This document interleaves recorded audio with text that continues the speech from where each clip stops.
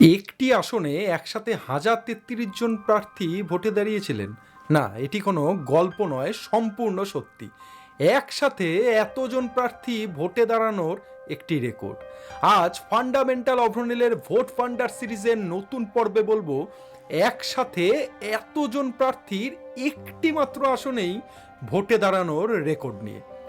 1996 সাল, দেশের 11তম লোকসভা নির্বাচন এবং অন্ধ্রপ্রদেশ রাজ্যের বিধানসভার নির্বাচন। তখন ভোট হয় ব্যালট বক্সে, এখনকার মতো ইভিএম মেশিনে নয়। ভাবুন তো, ভোট দিতে গিয়ে বুথের ভেতরে প্রায় 50 পাতার একটি বুকলেট উল্টে দেখতে হচ্ছে। হ্যাঁ, এমনটাই ঘটেছিল সেবারের নির্বাচনে।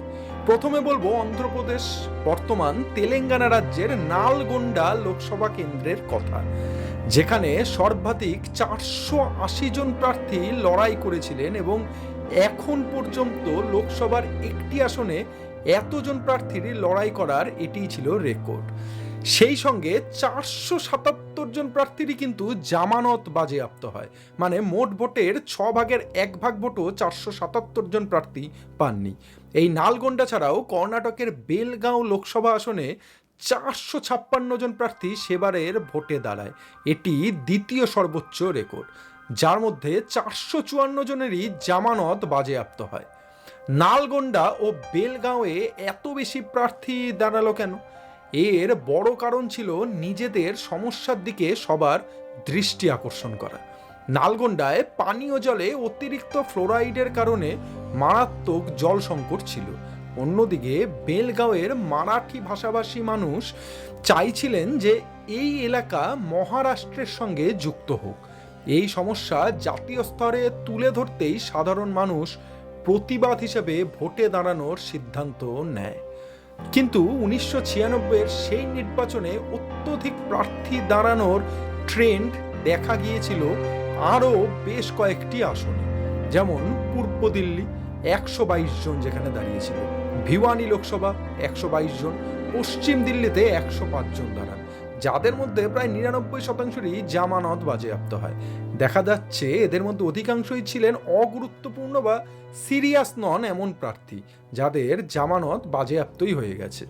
অনেক ক্ষেত্রেই তারা নির্বাচনী খরচের হিসাব জমা না দেওয়ায় ভবিষ্যতে নির্বাচনেও নিষিদ্ধ হন। এত বেশি প্রার্থী হওয়ার পেছনে আর একটি কারণ ছিল খুব কম জামানতের পরিমাণ।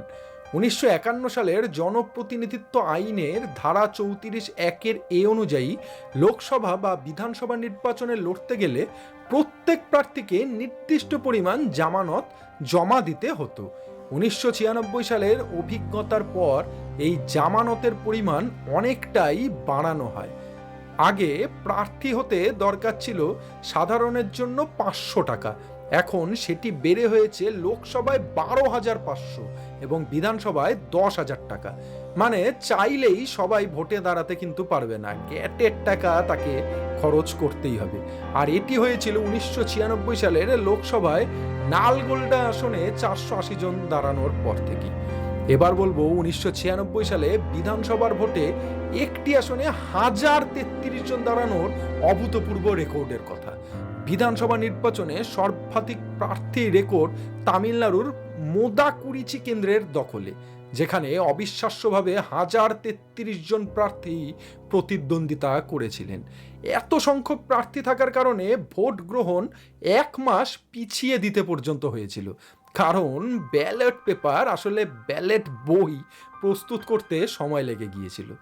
ভোট দেওয়ার সময়ও 2 ঘন্টা বাড়ানো হয়।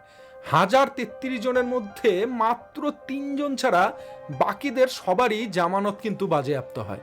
আরও অবাক করার মতো তথ্য শুনবেন, 88 জন প্রার্থী একটিও ভোট পাননি, এমনকি নিজের ভোটটিও না। আর 158 জন প্রার্থী পেয়েছিলেন মাত্র একটি করে ভোট, হয়তো তাদের নিজেদেরই ভোট। ভাবুন, ভোট রঙে কত কি ঘটে, আর তার সবটাই আপনাদের জানাতে আমি অভ্রনীল হাজির হয়েছি আপনাদের দরবারে। আজ বললাম ব্যালট বক্সে ভোট হওয়ার সময় সর্বাধিক এতজন প্রার্থী দাঁড়ানোর রেকর্ড। আচ্ছা, ইভিএম মেশিনে ভোট শুরু হওয়ার পরে এই রেকর্ডটা ঠিক কত? সেটাও কিন্তু বেশ অবিশ্বাস্য। কতগুলো ইভিএম লেগেছিল শুনলে আপনি চমকে যাবেন। সবটা বলবো, তবে আজকে নয়, পরের পর্বে।